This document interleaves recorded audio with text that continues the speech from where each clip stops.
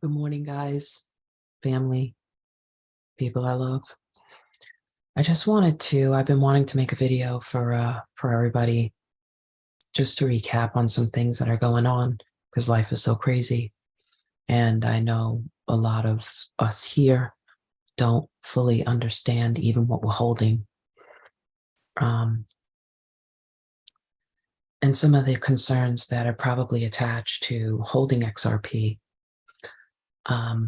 What I want to preface is that nobody in the past has ever been able to stop the world system from what it's doing. It's going to go on, do what it does, and nobody's going to stop it. We're not going to stop it. We're not going to be able to not transact in whatever currency that they're going to use. But, what can we do? How do we remain vigilant, awake, righteous, holy? And the more I study this asset and what Ripple is doing and what the world financial system is doing and how everything is one big working machine, the more I am convinced that XRP will be very significantly utilized in the next very close coming world financial system that will work on digital assets, first central bank digital currencies, and on blockchain technology, distributed ledger technology, which will then branch out to using interledger protocol, which basically connects apps to the blockchain.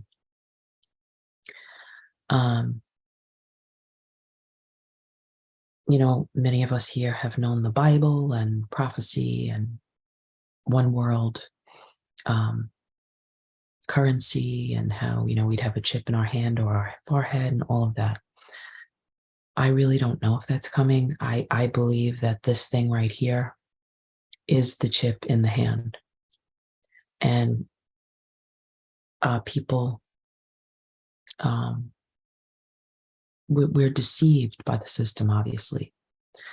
And there are hordes of people coming out of the matrix, so to speak, understanding that this world system really is a script. It's lies. It's one big like Hollywood show. And God has allowed it to be this way. God has even allowed the deception to bring us to a place, obviously, of awakening, which is what we're in, the Great Awakening. But this is the chip. This is the digital ID. When we look into this phone, our eyeballs are being monitored. I say through AI. Scott says it's not AI, but whatever it is, we're being monitored. First of all, we know we're being tracked everywhere we go on the internet. We're being tracked everywhere we go on our GPS. If our phone is with us, we're being tracked. There is a gigantic database that the world governments have, and everything is being tracked into this database and has been since we have these smartphones. There are other things tracking us besides these phones, but basically these phones are giving all this information, and you already know this, but what I want to say is people are getting afraid because they're hearing that there's a digital ID coming out and it's going to track your eyeball. This has been tracking our eyeball. Your smart TVs have been tracking your eyeballs. The phone has tracked your eyeball. It knows your biometrics of your eye. It even knows where you look on a screen. So, like they'll do these tests of commercials or ads, and they'll see where the eye is looking on the screen, where the pupil is looking and following, which is why they'll put, the words to an ad, right next to a woman's boobs, because they know a man's going to look at that, and they've tested it and it works. So Our eyeballs, our biometrics have already been tracked for the last at least 10 years that we have these smartphones, if not longer. Our GPS has been tracked. Our data has been tracked. It's been stored. Um, it's quantum. It's overlaid. It knows, and I can tell you crazy things that, I don't know where we're all at in our awakening, but our mind waves have been tracked for a long time. And there is technology that is able to track what we're thinking.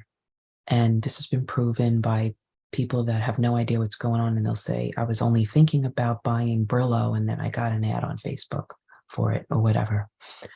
And it's possible, and it's done, and it's already being done. And it's designed to bring us into a deeper matrix, because whatever we kind of think and whatever we look at online is what we're going to keep getting the same of, and bringing us deeper and deeper into that realm. And that will be our reality in the matrix. That's why there are so many people who are seeing through it and seeking to exit the matrix. And they're going into nature, and they're going into, they're leaving their phones home, and they're just traveling, and they're, simplifying their lives, and they're not living anymore for, the glitz and the glamour. Now, I'm not saying that any of that is bad. If it makes you enjoy life and gives you family time and gives you a good heart, enjoy it. There's no judgment. All I'm saying is that people are awakening to this matrix and this script and this plan that the elites are doing, and everybody's on a different place in their awakening. And these things have been used to help us awaken. So there's a light side and a dark side to everything. And that's what we learn in this whole thing of life, that, we can have a problem and it can be really dark, but it can also bring out tremendous growth in our life and change and transformation, and the light of God, and the light of, whatever God wants to show us and do in us. So we apply that to all things. The elites are doing dark things. There's tremendous, horrific things happening in the world. But the light, we can go into the light. We can go out of that matrix of believing that and living through that. And we can come out of our comfort zone to live a different way. And it is radical, and it is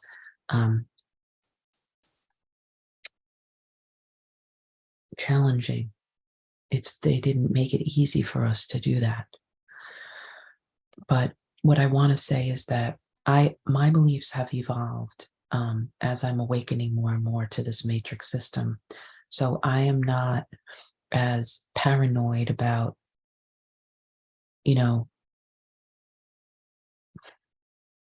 how I should say, like the tribulation and the end times spoken about in the Bible, so to speak. The coming of Christ is a very different thing to me now. It's a spiritual thing, that Christ is arising in the earth through his people, through his body, bringing heaven to earth. We are meant to be the vessels that bring heaven to earth. If we're just here trying to escape a hellish realm of tribulation and leave everybody else behind, how selfish is that? But if we're here to try to manifest Christ and bring heaven to earth, to manifest a different spirit here in this matrix, how beautiful is that?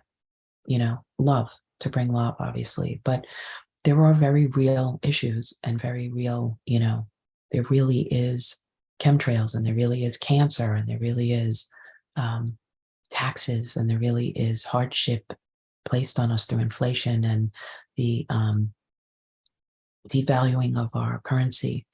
And our currency is the most valued currency against all the other devaluing currencies. And I think I've shared enough that they will devalue the dollar, and they will bring the value of other currencies up. So America probably will suffer the most hardship when it comes to the devaluing of our currency, because all the other countries have already been through it.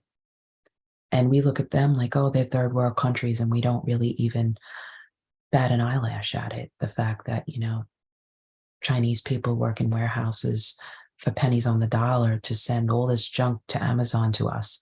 And South American countries have to be afraid of cartels and work, in the fields, and they have so many rich resources in their lands and crops, and Africa has rich resources in their lands, and they have, you know, the guerrilla, whatever, I don't know what they call them, cartels over there too. But it's all because it's kept the dollar as the king of the world currencies. And that's all really going to change. We are living through a time in history that has never happened, and we will live through a great wealth transfer. And why wouldn't God want to give us the foresight to understand what is happening so that we can, I hate to use the word capitalize on it, but to strategically have spiritual insight rather than to let something happen to us and be victims, that we could have spiritual insight. And while we are seeing through it all and awakening and understanding that, wow, I don't want to partake in the darkness of this world system. I don't want it to taint me and dirty me and affect me. I want to move out of that and move into holiness and move into righteousness. But at the same time, to understand that we will be on a money system and there is no way to escape that. We have been put in this world. God put us in this world system. We're in this world, but not of it. But we have to transact in a currency.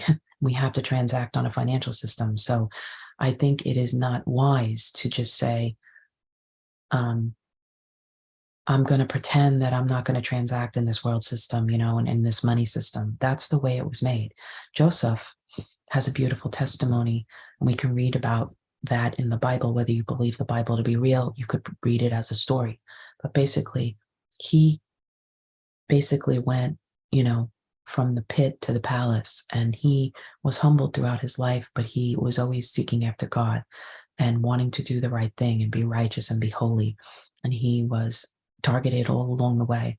But God gave him great foresight, and God gave him a gift of prophecy, and God gave him eyes to see what was really going on in the world. And so kings consulted of him and brought him into their chambers and raised him up and elevated him and promoted him, because the giftings that were on him and the character that was in him. And the king has a dream. And I'll just say that Joseph knew the interpretation of the dream, but it was basically the king was horrified in this dream because he saw like 7 fat cattle being eaten by 7 other cattle, something like that. And basically Joseph knew that meant there's going to be 7 years of plentiful bountifulness, and then there will be 7 years of famine. And it's foresight. God gave Joseph foresight, but what he did was the king said, what should we do? And Joseph said, we need to do a lot, actually. We have to do a lot of steps here, and we need to prepare. We need wisdom. And what we need to do is get all the people together, and we have to make sure we plant a lot of harvest for these 7 years so that we can put it all in vats, and we can put it all in silos, and we can save up the grain, and we can save other people. We can help other people because of what's coming, and they don't know what's coming. And that's what they did. And then the 7 years of famine did come, and many, many people came to Egypt at that time seeking food, seeking grain, because there was a famine in the land, and they were begging basically for food. Because Joseph could foresee what was coming, they were able to feed many and save many. And there was also a lot of restoration in that, love, community, and reconciliation, and just redemption in that whole story. And it's a beautiful story, but there is this sense of something is coming and we need to prepare, and kind of we get like a deer in the headlights and we don't know what to do. And we're so caught up in work, and we're so caught up in, and I'm not saying XRP is like, going to save our lives. That, we never live for money. I mean, that's obviously part of the matrix we're trying to escape, the love of money. We need money. And we can't feel condemned that we need money. We need money to live. If we are generous people, God will bless us with money so that we can bless others, that we can help others. So if we utilize money for God's kingdom and and I don't believe it's a bad thing to enjoy life either, and seek a peaceful, beautiful life. by using the money that you make, and be able to be freed up out of the rat race of what this system has brought us into and education has taught us to do, which is to work 9 to 9 or 12-hour shifts Monday to Friday and kill yourself and never get out of that trap. So a lot of people are trying to get out of that trap. They are awakening to the trap, and they're understanding that, there's another way. There are other ways. And a lot of people on this thread are already retired or going towards retirement, but feeling the crunch and feeling the pain and feeling the fear of like, what am I going to do? I don't know what to do because I can't even afford to live now. What if it gets worse? And so I know this isn't any answer, but I do think that we have to radically tap into resources that help us to escape the trap of the system and its mindsets that trap us in that system. And it's not the whole picture, but it's part of the picture. And, like getting back to the beginning of what I was saying, XRP probably is, I believe, very connected to central bank digital currencies, connected to blockchain, connected to digital ID. But so is this thing right here in our hand that we all have. So we have to remember that, we can be so double-minded and be like, oh my God, they're doing this and this and this, and they're looking at our eyeballs. They've been looking at our eyeballs for 12 years or 15 years through these phones. They know everywhere, every single solitary address that we visit. When we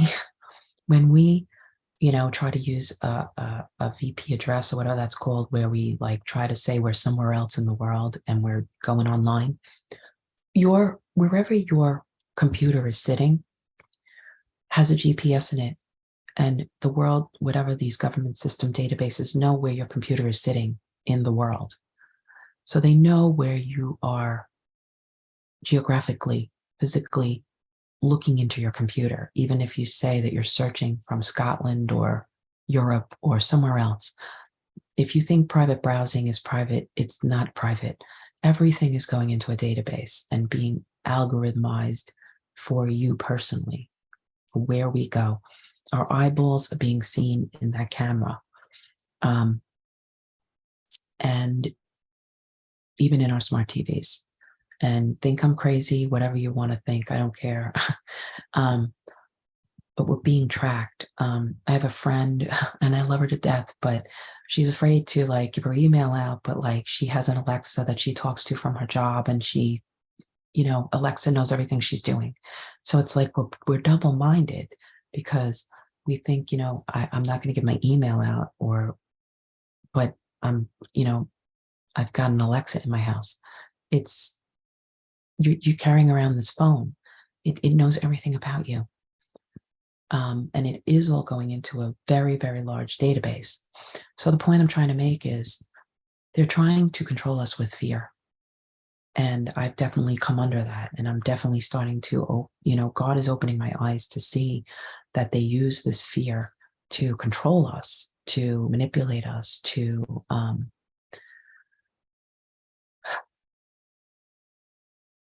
keep us in the system.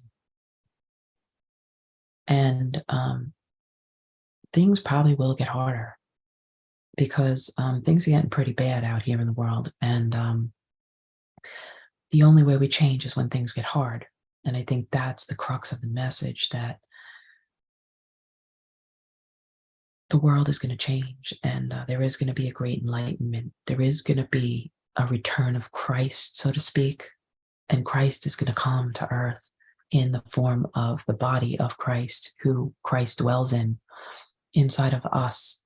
Christ is going to come and manifest himself to the world. And that is going to come by us seeing through this false world matrix. So,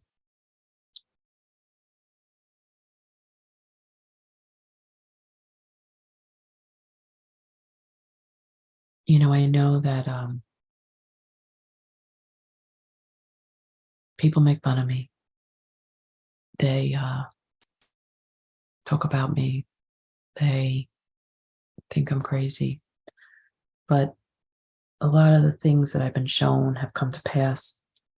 And that is not of my doing, that's just been God. And I think if we're going to be a pioneer, if we're going to be radical, if we're going to move in the prophetic, if we're going to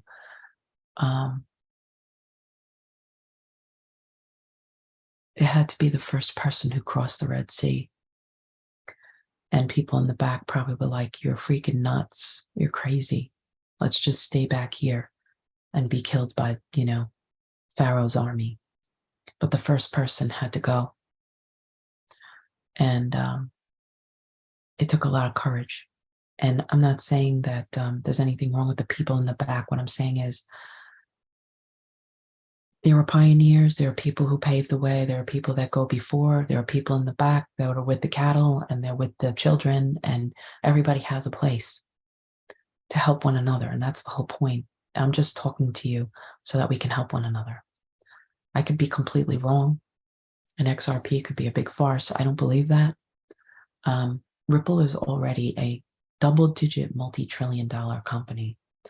And in my opinion, it is following the tracks of Amazon, but only larger, bigger than Amazon. It is the financial Amazon. It is the Amazon of the financial system that is to come. And never in our lifetimes have we been off of fiat currency. There used to be gold and precious metals that were traded. And then since all of our lifetimes, we have had fiat, which actually means fake money, paper that has no value whatsoever. It's not even worth the actual paper. The paper it's printed on is actually worth more than actually what it's worth. But it's worth something because somebody told us it was worth something. So this is the first time in all of our lifetimes that we will go to a whole new world financial system. And wealth is going to transfer. It's going to move. Currency moves like a sea, currency. It's the current of the sea. Money just moves. It moves. So where is it moving? Where is it moving to? And how can we strategically understand that and perhaps place ourselves in a position to receive the blessings of that movement of currency, to bless others? I think that's key. The key is that in our heart, we want to see others blessed. We want to help others. We want to be generous. We want to help in seeing others come out of hardship. So that is my heart here in this XRP group. And this isn't the only XRP group that I have. I have actually a lot of people who bought XRP, and I'm praying and believing that all will be blessed, and actually it will help them out of this system that is becoming almost impossible to live in. And we will have UBI, we will have universal basic income. And that is probably how they will get everyone to turn on their FedNow account. They will say, there's free currency, there's digital currency in your FedNow accounts through your bank, just activate it or whatever.